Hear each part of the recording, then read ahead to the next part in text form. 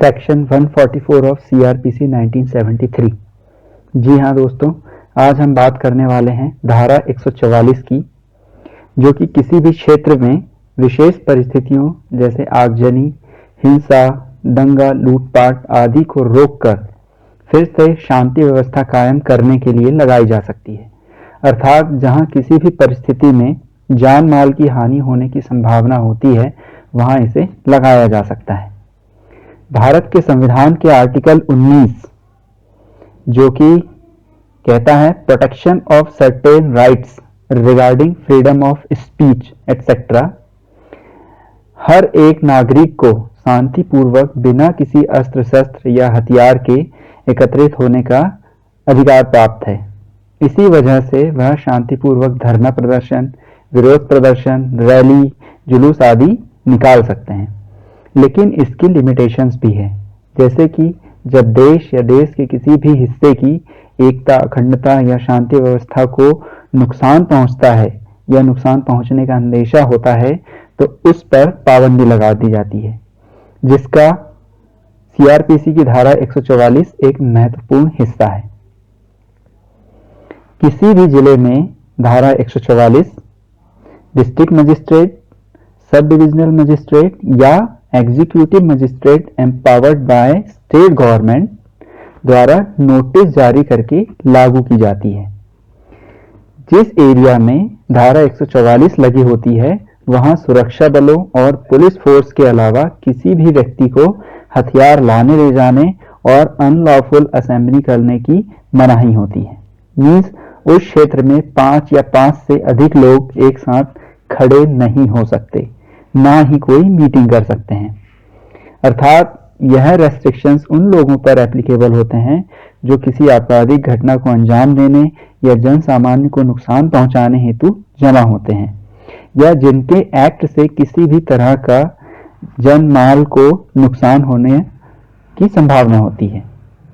बारात, शव यात्रा आदि केसेस में इस धारा के रेस्ट्रिक्शंस एप्लीकेबल नहीं होते हैं।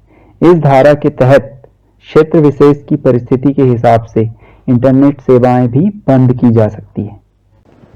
साथियों, यह एपिसोड्स आम जन को ध्यान में रखकर तैयार किए जाते हैं, ताकि उन तक भी यह जानकारी सतत, सरल और स्पष्ट शब्दों में पहुंच सके, जो कि नॉन फॉरेंसिक या नॉन लीगल बैकग्राउंड से होते हैं। यदि आपको एपिसोड्स पसंद आते हैं तो लाइक जरूर किया करें, चैनल को सब्सक्राइब करना ना भूलें और न्यू एपिसोड्स की नोटिफिकेशंस ऑन टाइम रिसीव हो, इसके लिए बेल आइकन को दबाना ना भूलें। सजेशंस, क्वेश्चंस आप कमेंट सेक्शन में बता एवं पूछ सकते हैं। आइए अब देखते हैं कि धारा 144 की अवधि अधिकतम कितने समय तक हो सकती है और उल्लंघन करने पर सजा का क्या प्रावधान है।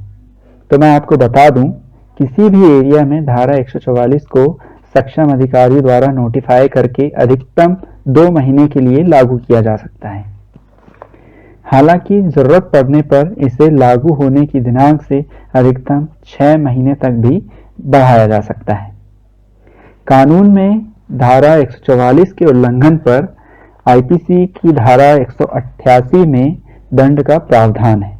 जी हाँ, जो भी धारा 144 का उल्लंघन करता है, उस व्यक्ति पर सेक्शन 188 आईपीसी के तहत जो है सजा का प्रावधान है, या उसे उस सेक्शन के तहत सजा दी जाती है। सीआरपीसी की धारा 107 और 116 के तहत ऐसे व्यक्ति या आरोपी या दोषी को रेस्ट्रिक्ट किया जा सकता है तथा उसकी गिरफ्तारी का प्रावधान सीआरपीसी की धारा 151 में वर्णित है। इसमें दोषी को अधिकतम 6 माह की सजा और जुर्माना दोनों या दोनों में से कोई भी हो सकते हैं।